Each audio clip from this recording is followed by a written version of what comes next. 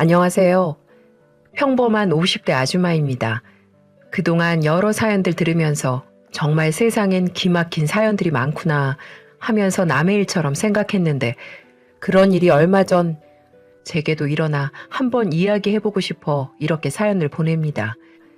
20년 동안 끝이 보이지 않았던 긴 터널 속에 갇혀 있다가 이제야 빠져나온 듯한 그런 기분이었어요. 물론 저보다 더 힘든 분들도 많이 계시겠지만 제게는 인생 최대의 고비였고 가장 힘든 시간들이었는데 이렇게 그 터널의 끝을 보게 되어 정말 다행이라고 생각해요. 저는 20대 중반에 결혼했습니다. 그때는 그 나이쯤 결혼하는 게 당연했고 또 부모님도 원하셨기에 결혼에 대한 거부감은 없었어요. 그래서 선을 받고 괜찮아 보이는 남자를 만나 결혼하게 되었죠. 그때를 생각하면 지금도 입가에 미소가 지어지네요. 쑥맥 같던 그 남자는 저한테 정말 헌신적이었어요. 그냥 지나가는 말로 뭐가 먹고 싶다고 하면 온 동네를 다 뒤져서라도 그날 안에 그 음식을 사다 주기도 했어요. 임신한 것도 아닌데 말이죠. 서로 조건 보고 어찌 보면 세속적으로 한 결혼이었지만 정말 행복했습니다.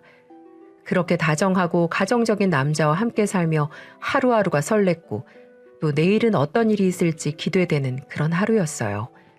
그런데 그 행복은 평생 가지 않더군요. 직장을 잘 다니던 남편이 갑자기 직장을 그만두고 사업을 시작했는데 조금 지나고 나니 IMF가 터졌고 그렇게 남편의 사업은 내리막길을 걷기 시작했습니다. 그래도 다행히 제가 은행원으로 일을 하고 있었고 동료들은 하나둘씩 정리해고를 당했지만 저는 악착같이 버티고 있었기 때문에 먹고 사는데 당장 큰 문제가 있진 않았어요. 그럼에도 불구하고 남편은 매일매일을 술로 살았습니다. 그리고 술에 만취해 들어온 날이면 언제나 가슴 속에는 제가 좋아하는 호떡 2장을 품고 들어와서는 미안하다고 다시 일어서겠다고 다짐처럼 이야기하곤 했죠. 그럴 때마다 눈물을 감추느라 정말 혼났습니다. 안 그래도 되는데 나한테 기대도 되는데 언제나 가장 노릇을 하려 하는 남편이 너무 안쓰럽더군요. 그래도 둘이 힘을 합치면 잘 이겨낼 수 있을 줄 알았습니다. 그런데 IMF로 인한 금모으기 운동이 끝나고 어느 정도 사회가 안정을 찾아가고 있을 때 저에겐 청천벽력 같은 일이 벌어졌습니다. 여느 때와 같이 귀가가 늦는 남편을 기다리고 있었는데 역시나 술에 취한 남편이 들어섰습니다. 그런데 그날은 혼자가 아니더군요. 어때? 여기가 이제부터 네가 살 집이야. 마음에 들어? 오빠. 좀 좁긴 한데 그래도 뭐 촌스러운 가구 몇 개 버리고 하면 쓸만하겠네. 분명 내 남편인데 내 남편이 맞는데 그 옆에는 웬 어리고 모델같이 예쁜 아가씨가 서 있더군요. 저는 놀라 이게 무슨 일이야? 당신 지금 뭐 하는 거야? 라고 묻자 남편은 나 이제 이 여자랑 살려고 사업도 다시 잘 풀려가고 있고 이제 궁상 떠는 당신이랑 살 이유가 없네. 일주일 줄 테니까 내 집에서 나가. 위자료는 넉넉히 줄게. 다시 돌아왔을 땐 네 얼굴 안 보였으면 좋겠다. 하며 뒤돌아 쌩하니 나가버렸습니다. 그 어리고 예쁜 여자의 손을 잡고 말이죠. 저는 그 자리에서 주저앉았습니다. 친구들과 장난처럼 주고받았던 말들이 주마등처럼 스쳐 지나갔어요. 너 그렇게 헌신해봤자 헌신짝밖에 더 되냐? 시간 지나면 남자들 다 변해. 너도 좀 즐기고 살아. 야, 다른 남자들 다 변해도 내 남편은 아니야. 두고 봐라. 난 아주 백년해로 하고 살 거니까. 그렇게 큰 소리를 떵떵 쳤는데 정작 내가 이런 꼴을 당하다니. 위기를 겪어보면 그 사람의 진가가 보인다는 말, 그게 정말이었어요. 도저히 믿을 수가 없어 남편에게 수도 없이 매달렸습니다. 거짓말이지? 여보, 당신이 그럴 리가 없잖아. 당신처럼 순진한 사람이 무슨 바람을 핀다고. 말도 안 돼. 거짓말이라고 말해줘. 그럴 때마다 남편은 절 쳐다보지도 않고 매정하게 뿌리쳤죠. 원래 남자는 다 그래. 살만해지면 변한다고. 나도 이제 좀 살만해지니까 네가 지겨워졌어. 더 어리고 예쁜 여자가 나 좋다는데 내가 미쳤냐? 꼴도 보기 싫은 너랑 살게. 내가 내가 다 바꿀게. 내가 노력할게. 뭘 바꾸면 될까? 어떻게 바꾸면 될까? 뭐든 말해줘. 내가 다 고칠게. 그냥 너라는 존재가 싫다고. 네가 숨쉬고 살아있는 게 싫다고. 제발 내 옆에서 꺼지라고. 순하디 순하던 그 사람 입에서 욕지거리가 나오고 나서야 저는 깨달았습니다. 이 사람 정말 나랑 헤어질 거구나. 이 사람한테 더 이상 나는 여자가 아니구나. 심장이 쿵 떨어지는 것 같았던 그 순간 신기하게도 모든 게 정리가 되더군요. 그렇게 저는 남편과 이혼했습니다. 다른 여자가 좋다는 남자의 껍데기만 붙잡고 살 수는 없었어요. 그 사람과의 기억은 법원에서 이혼 판결이 내려지던 그날이 마지막이었습니다. 나도 당신 같은 사람 잊고 살 거야. 당신이랑 살았던 시간들 내 인생에서 다 지워버릴 거야. 어디 나 버리고 잘 살아봐.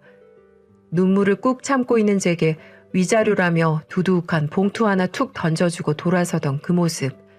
그게 남편의 마지막 기억이네요. 봉투에는 새 돈부터 꼬깃꼬깃 접힌 돈까지 참 다양한 돈들이 들어있었습니다. 필요 없다고 가져가라는데도 무조건 지어주더군요. 그래도 양심의 가책은 느끼나 보네. 그런 생각이 들었죠. 위자료가 사실 넉넉하진 않았습니다.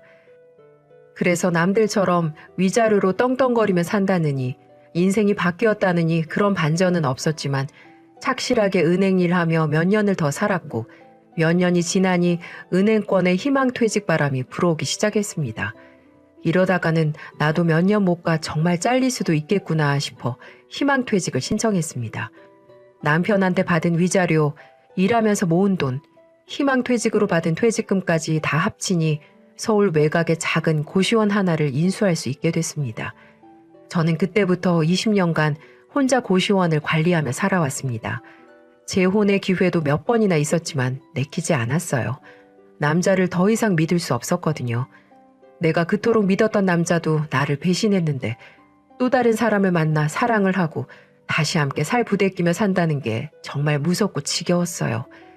그래서 20년 동안 혼자 악착같이 고시원 관리하면서 돈 모으면서 그렇게 살다가 몇 년 전부터 여유가 좀 생기니까 봉사에 관심이 가더라고요.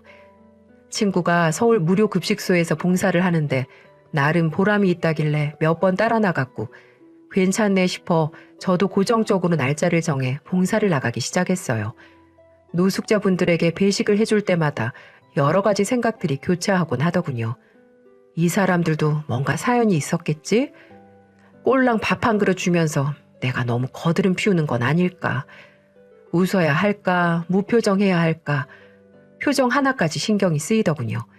그래도 몇 번 나가다 보니 몇몇 분들과는 웃으며 인사하는 사이가 됐고 조금씩 편해지고 있던 차에 제 표정을 굳게 만든 사건 하나가 터졌습니다. 여느 때처럼 봉사를 하고 있는데 못 보던 차림새의 남자분 한 분이 배식을 받으러 다가오더군요. 저는 밥을 푸며 습관적으로 어머 처음 뵙는 분 같은데 여긴 처음 오시는 거죠? 라고 물으며 시선을 조금씩 위로 올렸는데 단번에 알아볼 수 있었어요. 그 사람이 누군지. 그런데 그 사람은 절 못 알아보는 건지 그냥 씩 웃더라고요. 밥 많이 주세요. 이틀이나 굶었더니 배가 등에 붙었어요. 허허 웃으며 말하는 그 사람을 보며 만감이 교차했습니다. 아는 척을 할까? 진짜 날 못 알아보는 건가? 아니면 모른 척 하는 건가? 아니, 그보다 왜 여기에 이런 행색으로 있나? 제가 그렇게 고민하는 동안 결국 남편은 밥 한 그릇을 다 비우고 자리를 떠나버렸습니다. 그날 봉사가 끝나고 아주 오랜만에 옛 지인들을 찾아갔습니다. 어유, 재수씨, 이게 얼마만이에요? 잘 지냈죠? 남편의 중마고우라던 그 친구들은 하나같이 성공한 사업가, 알만한 회사의 사장님이 되어 있더군요. 누구와는 달리. 재수씨 잘 지내는 것 같아 보기 좋네요. 이제 사모님이 다 되셨네. 재혼은 했어요? 애는 있고? 어색한 미소로 대답하던 저에게 그들은 남편의 소식을 전해주었습니다. 묻기도 전에 말이죠. 에휴, 그 자식은 요즘 어디서 뭐하고 사는지 연락도 통 안 되고. 그 사람 소식 들은 거 없으세요? 뭐 저도 재수씨랑 다를 거 없어요. 연락 끊긴 지 한 20년 가까이 됐으니까. 그 자식 다 엎어진 사업 어떻게든 일으켜보겠다고 사채까지 써서 맨날 사채업자들한테 시달리고 처음 맞고 다니면서 몸 성한 날이 없더니 어느 날 갑자기 재수 씨랑 헤어진다 그러더라고요. 재혼은 어떻게 됐어요? 그 사람 재혼한다고 했었는데. 재혼이요? 처음 듣는 소린데.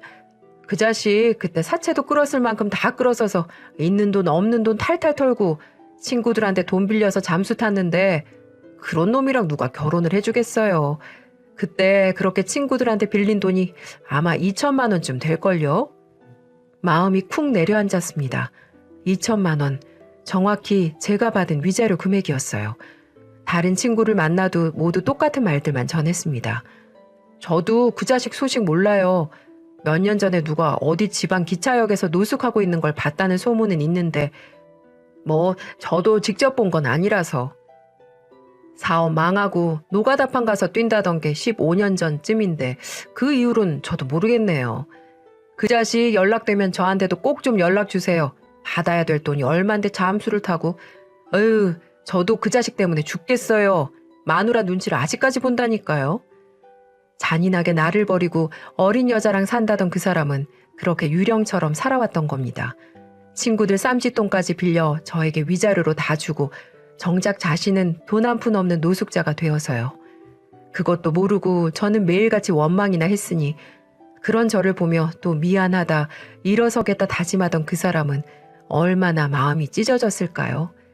그 생각을 하니 정말 눈물이 펑펑 났습니다. 모든 사실을 알게 된 직후 저는 남편을 찾아 헤매기 시작했어요. 제가 봉사하는 무료 급식소에 그 사람이 다시 찾아오는 일은 없었어요. 같은 봉사자들한테 물어봐도 돌아오는 대답은 한결같았습니다. 저기 지난번에 봤던 다리 저는 분 혹시 안 오셨나요? 글쎄요.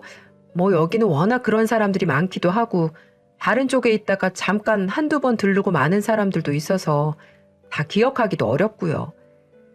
그래서 봉사를 그만두고 서울을 다 돌아다녔습니다. 노숙자들이 많이 간다는 기차역, 지하철역, 하물며 다리 밑까지. 그때 잡았어야 하는 건 아닐까. 혹시 그 사람이 날 알아보고 피하는 건 아닐까. 정말 수많은 생각이 들었어요. 급식소라도 와야 하루 한 끼라도 먹는데 어디서 밥은 먹고 있는지. 그렇게 여기며 급식소며 다 찾아보고 다니다가 몇 달 만에야 결국 그 사람을 찾게 됐습니다. 제가 봉사하던 곳에서 아주 멀리 떨어진 외곽의 어느 기차역에서 노숙을 하고 있더군요. 구걸에 얻은 돈으로 편의점 빵 하나를 사 몇 끼씩 나눠 먹는 것 같았어요. 제가 찾아간 그날도 곰팡이가 피기 시작한 먹다만 빵 하나가 그 사람 머리맡에 놓여 있더군요. 아주 소중하게요. 20년 만에 처음으로 그 사람이 자는 모습을 유심히 지켜봤습니다. 참 많이 변했더군요.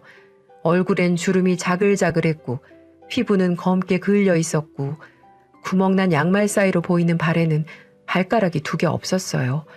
그리고 손가락도 2개가 없더군요. 그렇게 건강한 사람이었는데, 자기 몸을 소중하게 생각하던 사람이었는데 도대체 20년 사이에 무슨 일이 있었던 걸까? 그런 생각을 하며 눈물이 나올 때쯤 그 사람이 깨어났어요. 더듬거리며 머리맡에 있는 단팥빵을 찾더군요. 하얗게 곰팡이가 피기 시작한 그 빵을. 그래서 재빨리 그의 손을 잡았습니다. 손가락이 4개밖에 남지 않은 그 손을 말이죠. 그는 깜짝 놀랐고 미간을 찌푸리며 한참을 다가오고 나서야 저를 알아봤습니다. 깜짝 놀라 도망치려 하는 그를 저는 필사적으로 붙잡았어요. 제발 도망가지 마. 나 이제 다 알았어. 다 알았다고. 당신이 왜 그랬는지, 왜 나를 그렇게 모질게 떠날 수밖에 없었는지. 그러니까 이제 제발 도망가지 말고 나랑 얘기 좀 해. 그제서야 그 사람은 멈칫하며 제 얼굴을 바라봤습니다. 그가 그렇듯 저 역시 많이 변했겠죠. 그런데도 그 사람은 여전히 따뜻했습니다. 당신은 20년 전이나 지금이나 그대로네. 그 말을 듣자 참았던 눈물이 폭포처럼 쏟아졌습니다. 그 사람 가슴에 얼굴을 파묻고 한참을 울었어요. 쾌쾌한 그 냄새도 사람들의 시선도 다 상관없었습니다. 그 순간 저는 그냥 20년 전으로 돌아간 것 같았어요. 30대의 젊은 시절, 그 사람과 함께했던 그 시간으로요. 그렇게 한참을 울고 그 사람의 손을 붙잡고 기차역에서 빠져나왔습니다. 얼음장처럼 차갑던 그의 네 손가락을 붙잡고 이 카페 저 카페 전전했는데 아무 데서도 받아주지 않더군요. 그제서야 그 사람이 20년을 어떻게 살아왔는지, 어떻게 살아왔을지, 어떤 취급을 받아왔을지 짐작이 됐습니다. 급한 대로 제 차로 데려가서 편의점에서 따뜻한 음료수 하나 사서 손에 쥐어줬어요. 양손 모두 손가락이 하나씩 없어서 병뚜껑조차 제대로 열지 못하는 모습에 한숨 한번 푹 쉬고 아무렇지도 않은 척 뚜껑을 열어줬네요. 이렇게 따뜻한 건 정말 오랜만이라며 천진난만하게 웃는 그 사람이 그 순간 정말 미웠어요. 도대체 왜 나버리고 갔으면 잘 살아야지. 왜 이러고 살고 있었는지. 당신 그동안 무슨 일이 있었던 거야? 겨우 물었어요. 남편은 잠시 고민하더니 아무것도 아니라는 듯 대답하더군요. 당신한테 못된 짓 해서 벌 받았지 뭐. 괜히 서울로 올라와서 이런 꼴이나 보이고. 미안해. 이 사람은 20년 전이나 지금이나 뭐가 그렇게 미안한 게 많을까요? 정작 미안해야 할 일은 따로 있는데 말이죠. 그동안은 어디서 어떻게 지냈는데 그때 그 젊은 여자는 어떻게 되고. 사실은 남편 입으로 들은 진실은 충격적이었어요. 빚을 도저히 해결할 수 없었던 그 사람은 저라도 지키기 위해, 제 재산이라도 지키기 위해 다방에서 일하던 아가씨에게 부탁해서 저를 속인 거였어요. 마치 그 여자랑 바람난 것처럼, 그래서 그 여자랑 재혼할 것처럼 말이죠. 기다리라고 하지. 힘들다고 하지. 왜 나한테 얘기를 안 했어? 그랬으면 당신은 기다린다고 했을 거니까, 도와준다고 했을 게 뻔하니까 당신까지 그 구렁텅이로 들어가게 할 수는 없었어. 그래서 그랬다고? 그래서 그렇게 내 마음에 대못 받고 간 거라고? 미안해. 근데 난 다시 그때로 돌아가도 또 똑같은 선택을 할 수밖에 없을 거야. 그 사람은 저 대신 모든 걸 짊어졌던 겁니다. 빚까지 등에 지고 한겨울에도 막노동해가며, 그래서 동상 걸린 손가락 발가락을 2개씩이나 절단해가며 그렇게 10수년을 살아온 거였어요. 그러다가 어느 날부터 한쪽 눈이 안 보이더라고. 그러니 막노동도 할 수가 있나. 남 얘기하듯 허허 웃으며 얘기하는 그 사람이 너무 안쓰러워서 그저 말없이 꼭 안아줬습니다. 그리고 곧바로 병원부터 데려갔어요. 그랬더니 당뇨로 인한 망막병증이라고 하더군요. 혈당이 계속 높아져 있어서 모세혈관에 손상이 생기고 이로 인해 실명이 진행되고 있다는 거였어요. 진행이 심해서 지금 당장은 주사나 레이저를 시작해도 효과를 보기 어려울 거라는 말에 하늘이 무너져 내리는 것 같았어요. 그 길로 남편을 데리고 제가 운영하는 고시원에 들어왔습니다.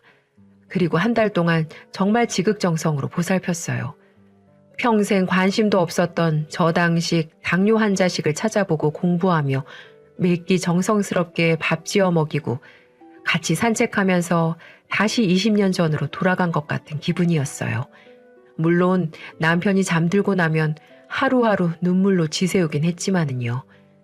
내 거라도 잘라서 붙여줄 수만 있다면 없어진 손가락, 발가락도 붙여주고 싶었지만 현실적으로 불가능하다는 걸 알기에 대신 그동안 망가진 건강이라도 회복해보자 싶었어요. 당뇨는 오래되면 아예 발을 잘라내야 할 수도 있다길래 덜컥 겁이 나기도 하고 사정도 모르고 20년 전에 뒤돌아선 게 미안해서 한 달을 그렇게 눈물로 보살폈습니다. 씻기고 새 옷도 좀 입히고 했더니 몰라보게 달라지더군요. 남편 표정도 점점 밝아지기 시작했고 처음엔 부담스러워하더니 점점 제가 보살펴주는 거에 적응하는 것 같았어요. 먼저 나서서 산책 나가자고 하는 날은 감동에 눈물이 날 뻔도 했죠. 그 사람은 하루가 다르게 달라졌어요. 규칙적인 생활을 해서 그런지 살도 점점 빠져갔고 자주 운동을 하니 걸음걸이도 좀 나아졌고요. 무엇보다도 안색 자체가 너무 좋아졌어요. 조금 지나니 시커멓던 얼굴이 점점 옛날 빛을 찾더군요.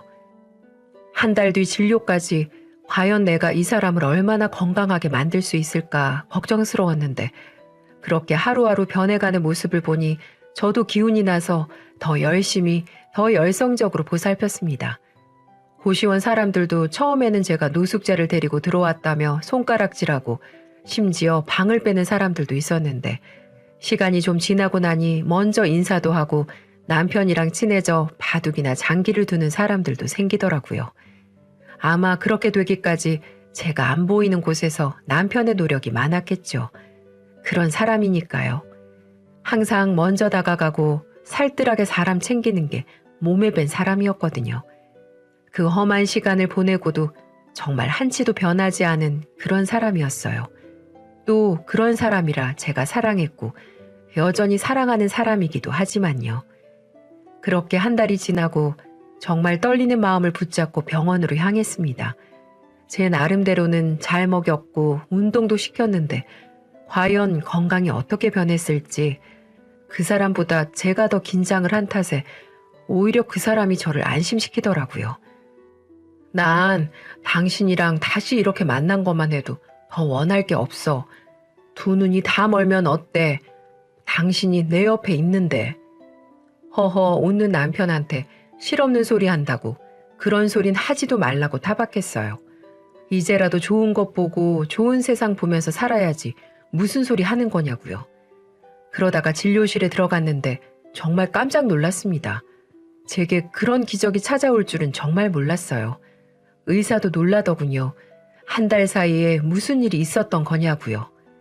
검사 결과 남편의 혈당은 정상치로 돌아왔고 그 덕분에 눈 상태도 굉장히 많이 좋아진 상태였어요.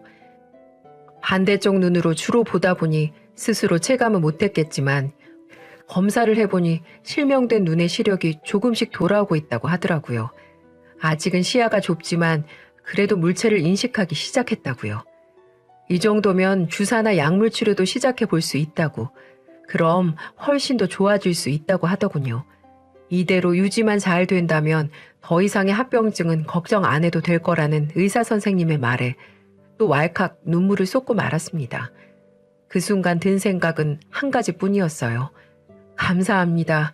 정말 감사합니다. 이제라도 이 사람을 제게 돌려보내주셔서, 이제라도 이 사람이 제대로 살아볼 수 있게 해주셔서, 다 날아가 버린 이 사람의 젊음을 되돌려 놓을 순 없겠지만 그래도 이전보다 좋은 세상에서 편안하게 살아갈 수 있게 저한테 기회를 주셔서 감사하다고 세상의 모든 신께 빌었어요. 절뚝거리는 걸음도 바로 재활을 시작했습니다. 손가락이 하나씩 없어 손에 힘을 못 주던 그 사람이 몇 달 후에는 혼자 병뚜껑을 따고 계란 후라이를 굽고 저 몰래 막노동을 나가 번 돈으로 저를 위해 꽃다발을 사오더군요. 이제 막노동 같은 건 하지 말라고 했잖아. 그러다 또 당신 잘못되면 어떡해. 그럼 나 진짜 못 버텨. 제발 내 옆에만 있어. 어? 제 말에 남편은 그저 허허 웃으며 알았다고, 이젠 안 하겠다고, 그냥 젊었을 때 못 사준 꽃 한 다발이 마음에 걸려서 그랬다고 저를 안아주더라고요. 그래서 그 뒤로 어떻게 됐냐고요?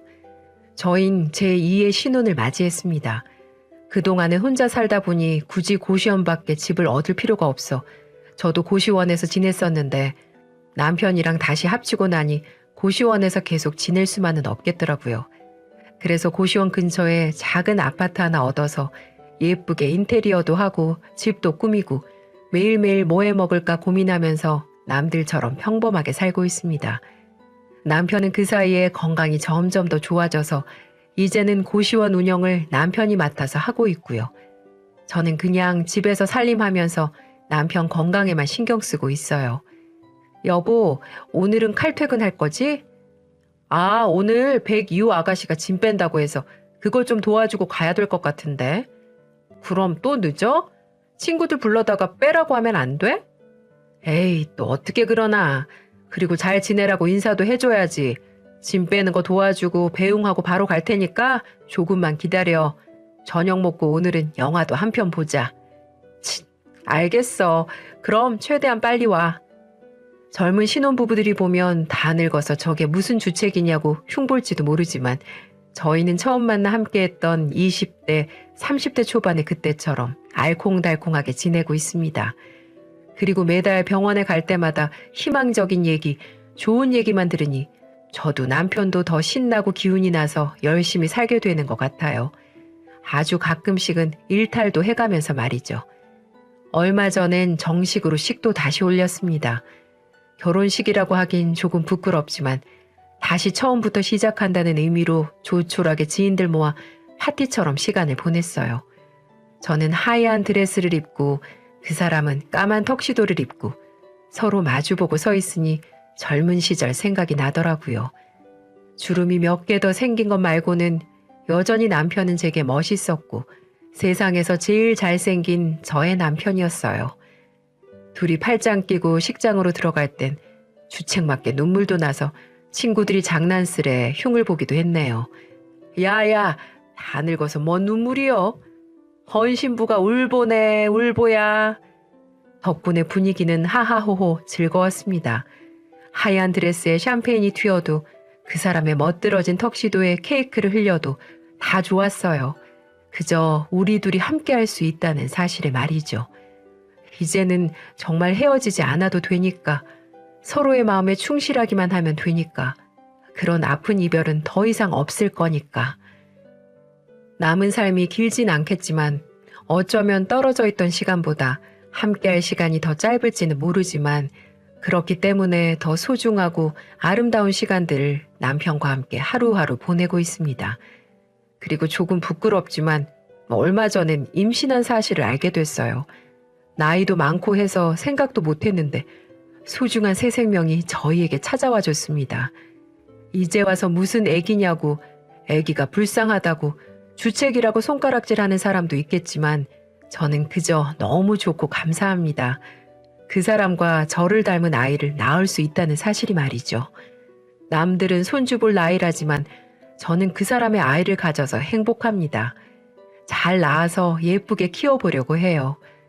어쩌면 정말로 아이가 학교 갈 때쯤엔 저희를 창피할 수도 있고 아이의 뒷바라지를 해주는 게 벅차게 느껴지는 순간도 있을 수 있지만 적어도 그 사람을 사랑했다는 거, 그래서 이렇게 늦게나마 아이를 가졌다는 건 부끄럽지 않아요.